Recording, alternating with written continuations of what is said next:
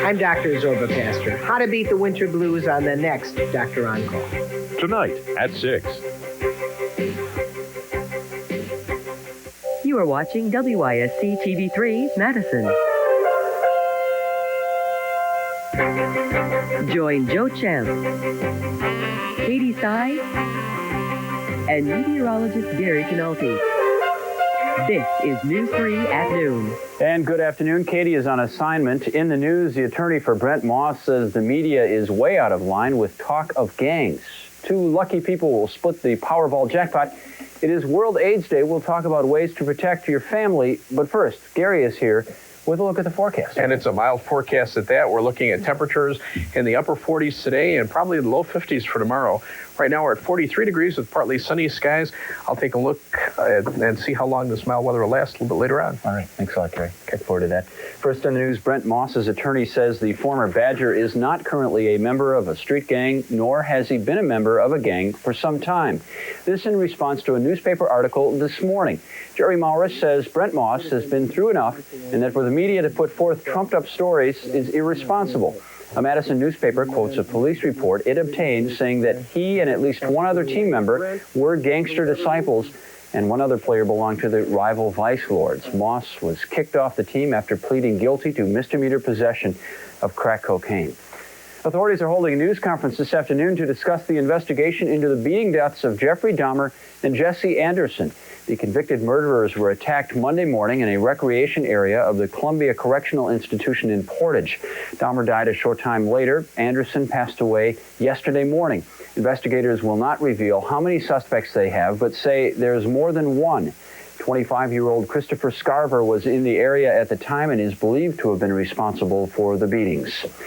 David Spanbauer sought treatment following sex offenses 20 years ago. That according to retired Judge Richard Bradwell, but state corrections officials determined he was not deviant. Spanbauer is charged with killing Cora Jones and Trudy Jeschke and is suspected of murdering Ronell Eichstead. Bradwell says he could not overrule the Department of Corrections, finding that Spanbauer did not qualify for treatment. There are 2 winners in the near-record Powerball jackpot, neither of them from Wisconsin. Ticket holders in Indiana and Nebraska will split $100 million. Here are the winning numbers: 5, 13, 24, 29, 31, and the Powerball number was number 40. More than $5 million worth of tickets were sold here in Wisconsin. There were 7 runners-up, including one in Madison who won $100,000. That ticket was purchased at the Cottage Grove Road Quick Mart at 4601 Cottage Grove Road here in Madison. 3 people are dead following a medical helicopter crash. The helicopter reportedly crashed near the airport in Ann Arbor, Michigan. It was on a trip to bring a patient to St. Joseph Mercy Hospital in Ann Arbor. An official at Midwest MedFlight, which operated the helicopter, says a physician, nurse, and pilot were on board. Pentagon officials say President Clinton will put $25 billion into improving military readiness. The sources say the money would help cover a $40 billion shortfall over 5 years. They say the shortfall came from a congressionally mandated pay raise and inflation. Clinton is expected to make the announcement at the White House later today. Prior to the recent election, many Republicans criticized the Democrats, saying they had weakened the military.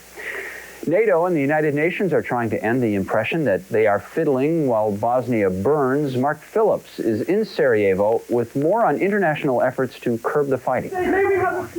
One more, perhaps one last, diplomatic effort is underway to achieve a ceasefire in Bosnia. NATO foreign ministers are meeting in Brussels on the theory that diplomacy, not military action, can break the deadlock. But as yesterday's rebuff of UN Secretary General Boutros Ghali showed, every indication on the ground here in Bosnia is that the Serbs aren't interested in talking. They've continued their shelling of the besieged enclave of Bihać, the attack on which precipitated this crisis. They've also been obstructive in every other possible way. They've been blocking relief and UN military convoys to the point where they are now not even responding to requests for convoy movement. They're holding more than 400 UN personnel as virtual hostages in Serb-controlled areas. They've effectively closed the relief operation through Sarajevo airport by not acknowledging flight requests and by installing an anti-aircraft missile battery within range of the flight path. It's a pattern of obstruction that the UN says has been ordered by the highest Serb level. It's a new level, it's an unprecedented level of harassment, of hostility, of non-cooperation against the UN, against UNPROFOR, against UN agencies, against the UN working here and fulfilling any part of its mandate on the ground. So given all that obstruction, how can diplomacy work? Well, perhaps again with the threat of force, a threat the Serbs have not taken very seriously up to now. Mark Phillips, CBS News, Sarajevo. The passengers from the Achille Lauro will soon be on dry land. Passengers are being distributed among rescue vessels for trips to ports in Africa and islands in the Indian Ocean. 2 Navy warships are helping out, along with several commercial vessels. The fire broke out yesterday. 1 person reported dead. The ship is famous for being hijacked by Palestinian terrorists almost 10 years ago. The Senate is expected to approve a World Trade Pact today, but the White House isn't taking any chances. President Clinton met at the White House this morning with a group of mostly undecided senators. Senators are into their second day of debate. Supporters say they have all the votes they need to overcome a parliamentary roadblock and give GATT final approval. Retiring Senator George Mitchell has a new job. President Clinton named Mitchell as the president's special advisor for economic initiatives in Ireland. The British ambassador said the Mitchell appointment will support the peace process in Northern Ireland. Aides say the appointment will be a part-time job. Gary says it will keep getting milder, and Consumer Reports has some last-minute advice before you buy that holiday boombox. We'll be right back. And Gary Canalti, in fact, it's kind of like old times here. We're Sure. Side by Just side. you and me. We have someone right in between us. Not today. Not today. It's kind of separated. I think But maybe anyway, the wind blew her away. I don't know what happened. What's going on in the forecast? We're looking at a windy and mild day today with temperatures climbing into the upper 40s today and probably the low 50s for tomorrow. Let's take a look at the statistics. Low this morning, only dropping to 27 degrees, and our afternoon high is the current reading of 46. So we're going to be well above the normals of 36 and 20. Right now, 46 at the airport and 43 here at Channel 3. Those winds are strong. They're out of the south at 22 miles per hour and the pressure at 29.96 and falling. As we take a look at the satellite view across the Midwest, we notice some high thin clouds moving in from the north and west. They're pretty well thinned out across southern Wisconsin. We're still seeing quite a bit of sunshine, but the winds are blowing from the south and southwest, and that's what's bringing up the very mild air across most of the Midwest. These clouds have thickened up across northern Wisconsin because as those warm winds blow over the snow cover, it melts the snow, adds some moisture to the air, and you get the low clouds and fog that holds temperatures down. In fact, we can see that temperatures in the mid-30s in northern Wisconsin. But once you break into the sunshine, temperatures warm quickly from the mid-40s to the mid-50s just to our south and west. So we're going to be looking at a couple of mild days as high pressure continues to build eastward across the country.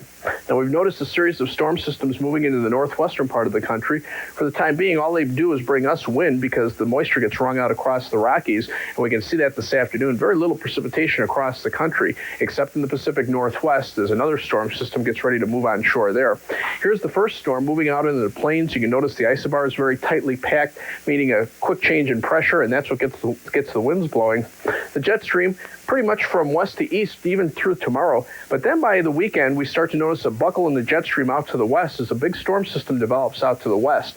Now, we're going to have to watch this because eventually this storm will ride toward the north and east and buckle the jet stream even further, as by the end of next week, very cold Canadian air drops down across most of the western two-thirds of the country, and a big storm develops on the front edge. We're going to be right on that rain-snow line as it looks now, but eventually precipitation to change over to all snow as the colder temperatures move in. That cold air has been building up across Alaska, and that's what's sending a series of storm systems eastward into the western part of North America with high winds and heavy mountain snows in the Pacific Northwest. Highs tomorrow will climb into the lower 50s, but eventually the mild weather will come to an end as a series of cold fronts moves in from the northwest. The first one reaches us Saturday with some showers, and the second one will probably reach us late in the day on Sunday, and that's where the colder air is behind. Our forecast for this afternoon calls for partly sunny skies, be a windy and mild day with a high of 49 and winds from the south to southwest at 15 to 25 miles per hour. Tonight we'll see partly cloudy skies. The low temperature of 34 is only 2 degrees below the normal high temperature for today, so you can see how mild it's going to be. Then tomorrow will be another breezy and mild day. Clouds will start to thicken up in the afternoon, though, and our high temperature all the way up at 52 degrees. Extended forecast calls for showers on Saturday. Those will mainly be during the afternoon and evening hours as the next cold front approaches. Then another cold front reaches us late in the day on Sunday with some rain and snow showers. Any precipitation by Monday would primarily be in the form of light snow or snow showers. We'll have to watch storm system for Tuesday and Wednesday of next week. All right. Keep an eye on that. Thanks a lot, Gary. You're welcome. Checking with you right at the end of the show. Still ahead, Mr. Food will help you get around at those fancy restaurants. Get confused with those fancy cooking terms on the restaurant menus? Yeah, well, let's look and see. Music-loving Americans will buy an estimated 2 million CD-playing boomboxes this holiday season. Consumer Reports recently tested nearly 24 models with price tags ranging from about $100 to more than $250. Today's boomboxes are like portable stereo systems with AM/FM radios, tape decks, even CD players. Smaller boomboxes weigh around 10 pounds each. Larger models can weigh twice that or more and may have detachable speakers you can position for the best stereo sound. How easy is that lid to open up? Consumer Reports just finished testing 22 large and small boomboxes. To check each model's FM reception, technicians used a room with radio wave absorbing walls similar to these. It's called an RF anechoic chamber. Tape decks were checked for sound quality and features that make it easy to record or dub tapes. Specially scratched CDs like this one were used to test how well each model coped with damaged discs. The test showed the best sound came from the large boomboxes, those with bigger amplifiers and speakers. If sound quality is your main concern, Consumer Reports recommends this $230 Iowa, the model rated highest overall. Top rated among the smaller boomboxes is this $125 Panasonic. If convenience and portability are your top priorities, it may be the one for you. Once again, Consumer Reports recommends the Iowa CADW550, the Panasonic RXDS15. You can take those into wherever you're going to buy those things. In business news today, stocks are lower following a strong report on the economy from the National Association of Purchasing Management. The Dow is down more than 15 points at 3723. The NASDAQ Composite Index is up almost 5 points at 745. In ag news, with hog prices down around 20-year lows, you'd think the price of pork at the market might also be at a rock bottom. Not so, according to the Wall Street Journal.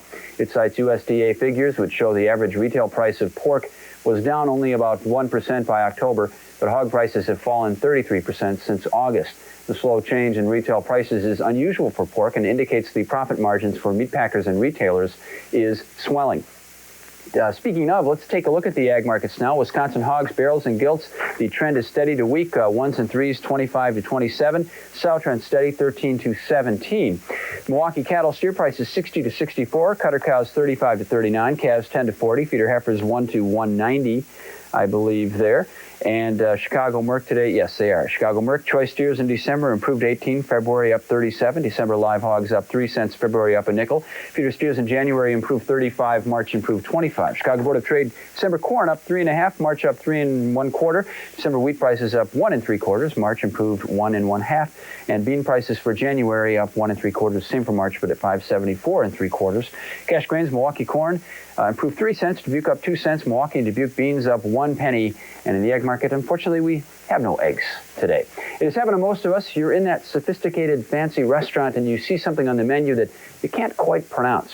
Do you take a chance and order it, or potentially embarrass yourself by asking the wait person, what the heck is this? Here's Mr. Food to the rescue with advice for the uninformed. With as busy as our holiday schedules are, we're eating out a lot because we're on the run. But sometimes we're confused with some of the professional terms that we see on the menu. We think they're so uppity special, and gosh, we've been doing these things at home for years. Well, for instance, braised. We've seen that term? That's simply the form of cooking meat in liquid that we do with our regular pot roast. Yes, it's pot roast. Now, sometimes we brown the meat in oil first, sometimes not, but then we add water or broth and we let it cook for a while, which it needs to become tender and get those long cooking flavors from those veggies that we cook it with. And even though it cooks longer, pot roast is still one of the easiest meats to make. You throw it in the pot and let it go.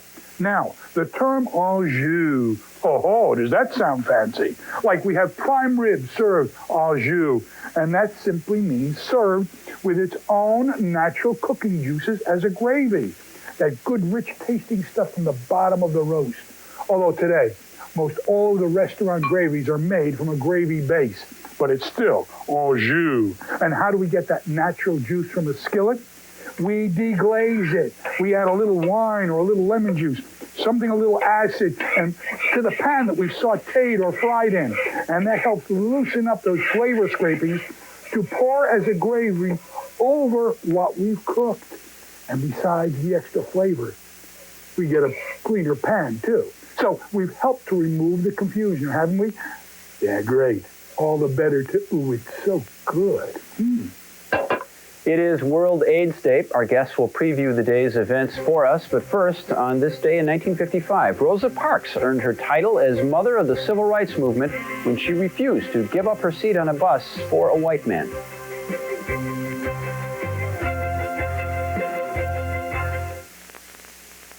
AIDS is a planetary emergency. That from the Secretary General of the United Nations. He made that statement today on World AIDS Day to the first International AIDS Summit of Political Leaders in Paris. He added that it's time to act without delay. Officials from dozens of countries are attending the summit. So as you see, there are protesters, members of ACT UP. They held a rally outside the conference. They're calling for continued attention to the problem.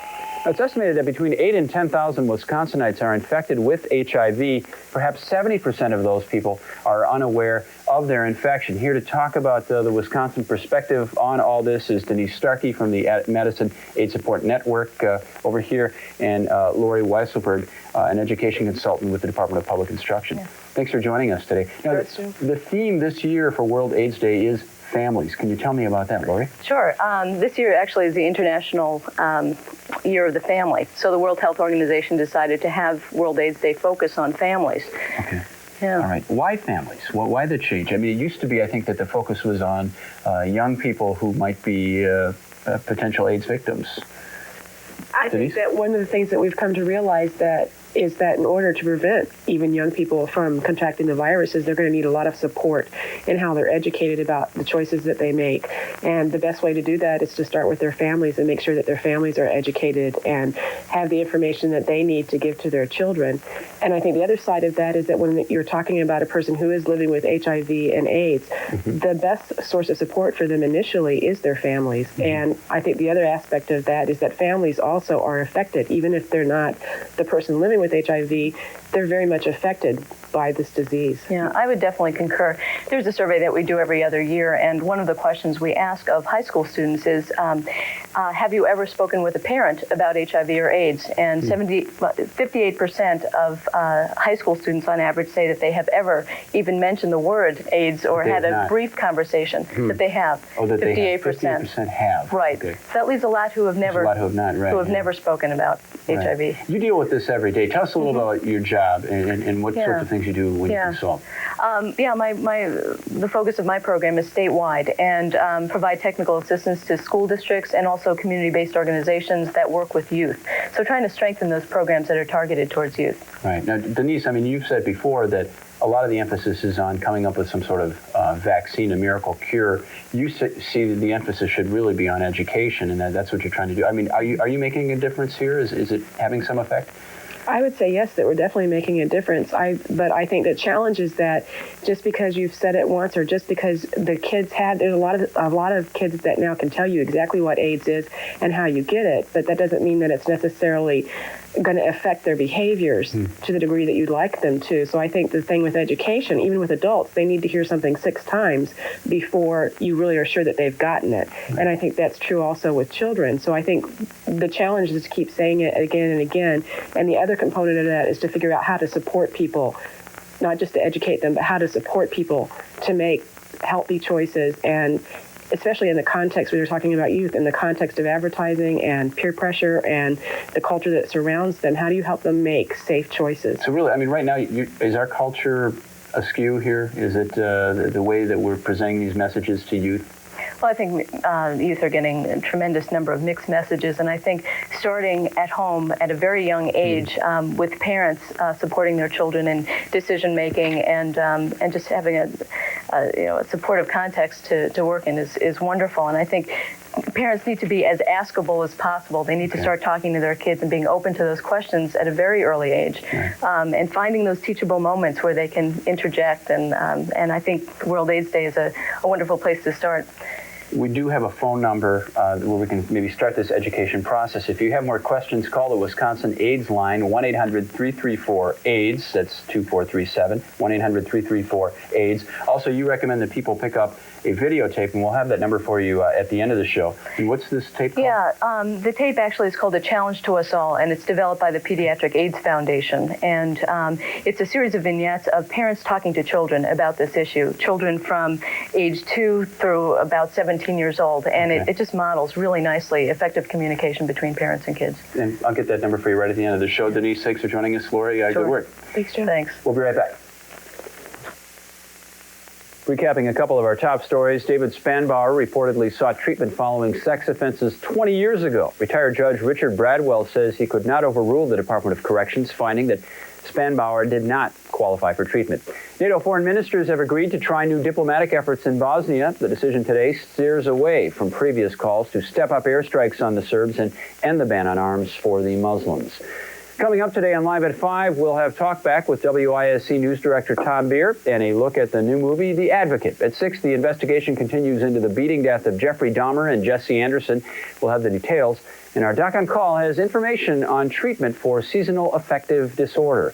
Speaking of the seasons, Gary Canalti here with an update. Gary? Boy, we're going to be confused by the seasons because it'll seem almost spring-like today. We'll see a high temperature of 49 degrees with breezy southwesterly winds and even milder temperatures expected for tomorrow. All right, we were talking a second ago about the Pediatric AIDS Foundation tape, A Challenge to Us All.